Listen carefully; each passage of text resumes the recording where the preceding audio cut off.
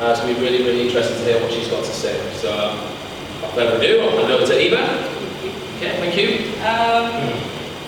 Yeah, so I'm going to talk a little bit today about the US college process, mainly to do with athletes, and if you want to continue doing your sports at colleges and universities in the US and how you go about that, and potentially recruitment as well.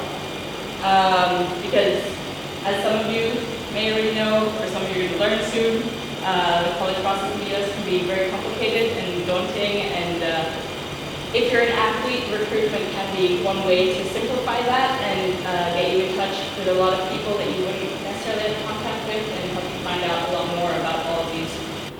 So kind of to start off, the overall way that sports works in the US for colleges is they have major associations that govern all the sports. The three major ones, as I've written here, are NCAA, which is the most common one. They have three different divisions, three different levels, I suppose, of sports within that association. It's over 1,000 colleges are part of that association, and it's the biggest colleges, universities, also smaller ones, but it tends to be the ones that have larger athletic programs are part of that association. Then you have the NAIA, which is the National Association for Intercollegiate Athletics. That tends to be for smaller colleges and colleges that have smaller sports programs. So they do have athletes that want to be involved, but maybe at a lower level, or they just have less athletes. And then you have the NJCAA, which again has three divisions, and that's for junior colleges, which are two-year colleges from which you would go on to a larger university or college to complete your studies, and community colleges. And yeah, so that tends to be a two-year thing there. And so one of the first things when you think about sports in college in the US, you want to think about what kind of level you want to be competing at, because that's going to determine which associations you're going to want to compete in, and so what colleges go along with those associations. And so I think for students, especially coming from international schools, the most fitting level, competitive level, is the Division III of the NCAA and the NAIA. But I'll kind of go through a little bit more of that in a minute. So NCAA, which is the association that my college is a part of, it's the largest one, as I said. They have 24 different sports. I only really know about the swimming because that's all I do. But you can find, they have a full website where they have details about every one of their sports and how involved you can be, things like that. And so within that NCAA, you have three divisions, as I mentioned. And those three divisions do have some distinct differences, but also some more subtle differences that I think a lot of them I don't even quite understand. But there are things definitely to think about when you look at colleges, which kind of division they're in. Division I, you do have major athletic scholarships. This tends to be like the big name universities, big colleges, very major sports programs and things like that. So like the Ivy League schools, a lot of the University of California schools, big schools tend to be in Division I. They have an emphasis on athletic performance, and what that means is that you have to be able to perform to a certain level, otherwise you won't be allowed to compete for your team. It also means that they, when you join a Division I school, you do have to compete for that 4 years. You do sign a contract, and it is harder to get out of that if after 2 years you decide you don't want to keep going with whatever the sport is. It's kind of harder to get out of that. There's also some extra steps involved in that in recruiting. You have to get your eligibility certified, all sorts of things like that. Then you have Division II, which has some athletic scholarship, but they tend to be smaller scholarships, and they'll mix that with merit scholarships from the college, academic scholarships, things like that. based on whatever your profile is and whatever your strengths are. Division 2 does have more of an academic emphasis than Division 1, and that does mean that most of your competition will be closer to wherever your college is. So you're missing less school time for competition, you have slightly less training hours and competition hours and things like that. But for the rest, Division 2 is mainly just an intermediate between Division 1 and Division 3 for most of these things. Division 3 has no athletic scholarships, so if you apply to those schools, you will be applying for merit scholarship, college scholarships, money coming from the college, and you won't be able to receive any money for your sports specifically coming from athletic departments. And here you have a strong academic emphasis, and so you have to maintain generally a higher grade point average, so your grades have to be typically better than with the other two divisions, and that also means all your competition will be closer to home, and you have a shorter season, and you have less practice hours, so that you can keep your grades up, because that's kind of, Division 3 really emphasizes student athletes and the kind of balance between those two things, and they really emphasize keeping your academics up as well as your sports. Some of the misconceptions about Division 3. It is very easy to say that Division 1 is the top level, Division 2 is a little less competitive, and Division 3 is the easiest, or in swimming, for example, the slowest. That's not always true. I actually applied to colleges across all three divisions, and the college that I'm currently going to is Division 3, but their team is a lot faster than a lot of the Division 2 and Division 1 colleges. It just means that the program doesn't get as much funding.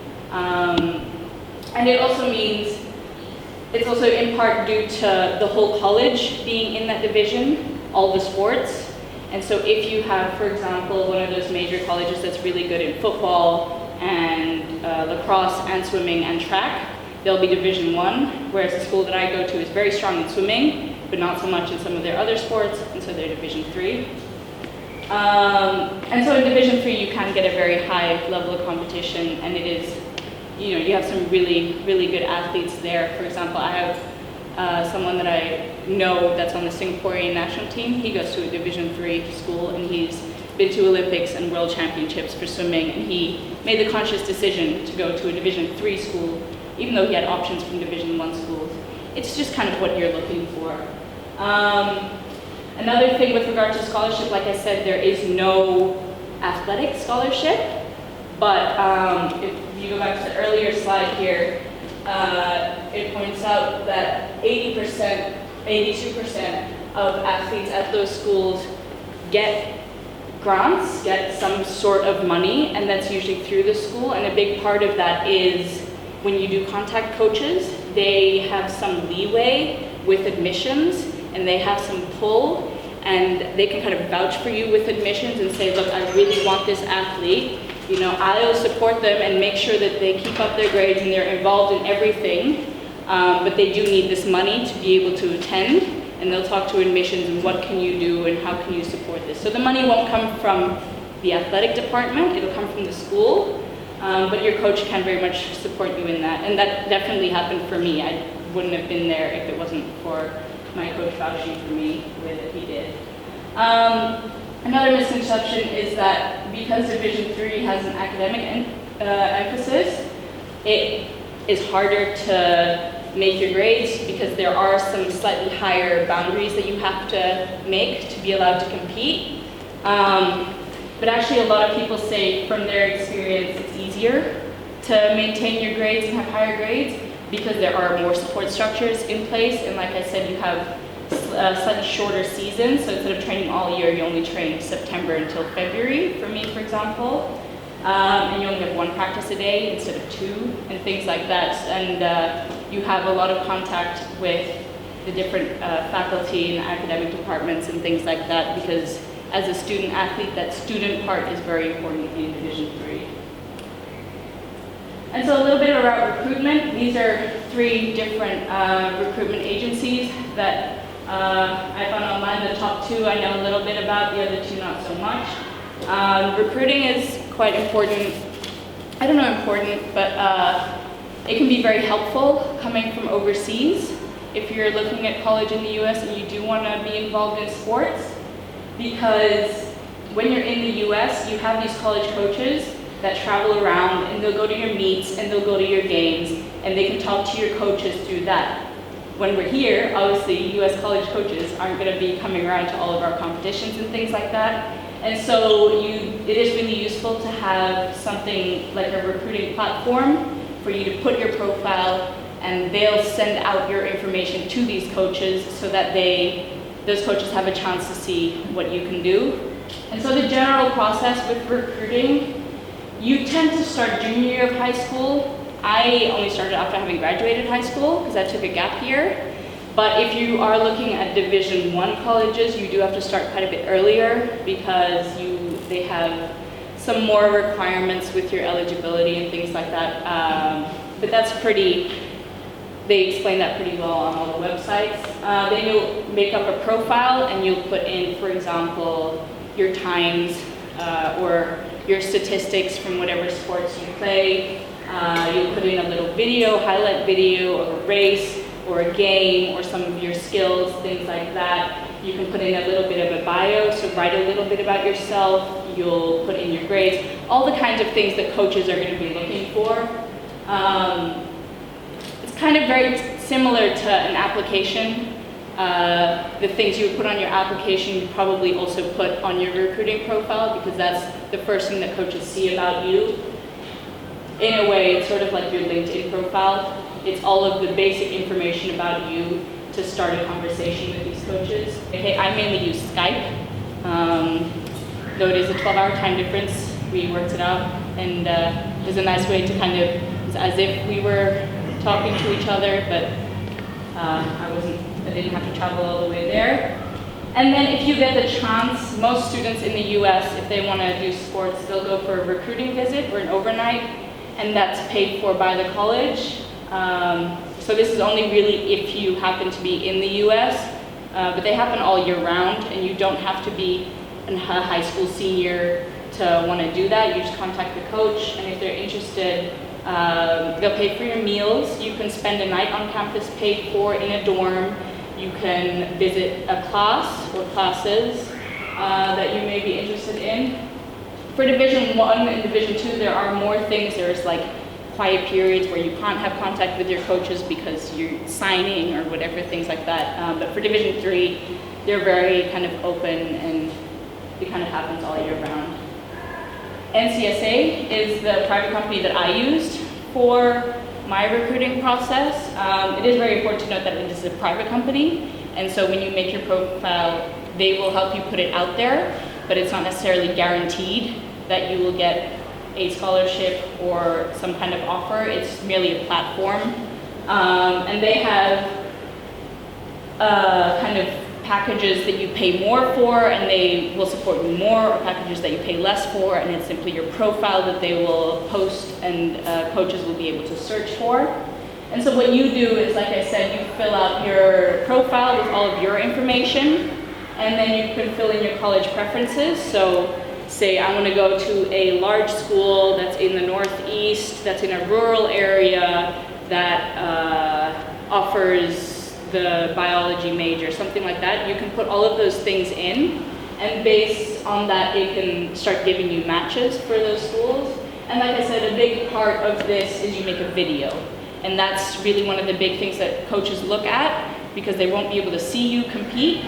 They want to watch you in a video, watch you show what you can do.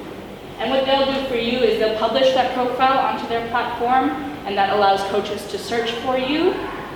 And one of the big ways that they do that, they'll have like a drop-down list. They'll say, I'm looking for a high school senior. I'm looking for someone that has above B grades. I'm looking for someone that swims faster than this time, or runs faster than this time, or has had this many years experience in this sport. Enter.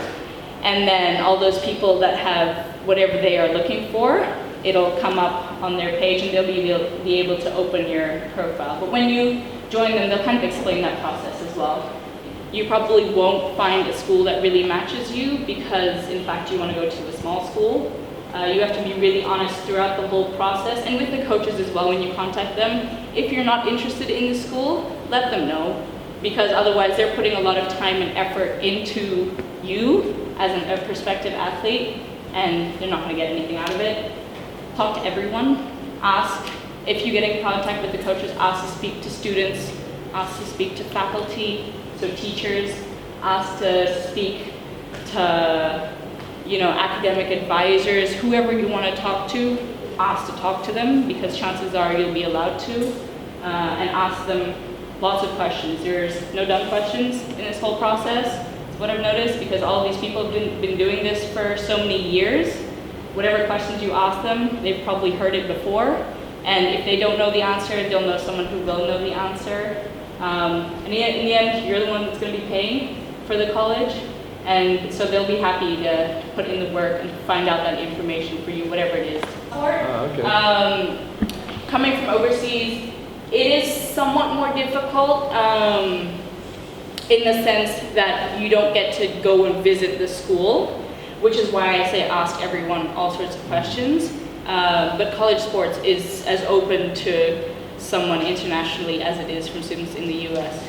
People just don't really know about it internationally. I had no idea that I could keep going with swimming and that I would get some money for it and that it would be such a big part of my college process. But it is definitely... So basically just keep good grades, take part in the sport that you like to do, and then any commitment to remain in the States after you finish college? No, so when you come to the States, you'll get a student visa, and that'll apply for the 4 years generally, if that's what your academic program is. And then, this goes a bit into areas that I'm not sure about, but what I was told is you have a year, you can apply for, I'm not sure what the term is, but you have a year basically to find a job in your field of study. So let's say you were a biology major, you have to find a job within a year in the biology major to be able to stay in the US, and otherwise you'll have to get a visa through the company, whatever company you end up working for. If your academic course, whatever you choose, is also taking a lot of time, it can be harder to balance. But in Division 3, I'm a biochemistry major on the pre-med track, and I've had no trouble balancing it because they're so supportive of that student-athlete experience balancing it for you. In the US, allowed to apply to 10 colleges, but because I applied to 2 UC campuses, University of California, that counts as 1. So you can apply to all of the UC colleges, and that'll count for 1. I'm not sure for bigger universities, but for the smaller universities, most of my offers were, say, $20,000 to $25,000 a year, guaranteed across 4 years. That is the difference between most merit scholarships and athletic scholarships. If you go to a Division I school and you get an athletic scholarship, it goes by year. And so if your stats drop and you're no longer part of the team, you lose that scholarship. And so you'll be paying more for your college. Whereas merit scholarships, which you can also apply for at Division I schools, they'll just come from a different source. Those last for 4 years typically. With all of this, I was more sure that I was going to be able to keep going and be supported in my swimming in the US than I would. You can obviously keep swimming in other places. You would just have to find a club outside of your university or college. And that involves, driving back and forth, and it's kind of a separate from your university life, whereas here it's integrated into your college life and the whole experience.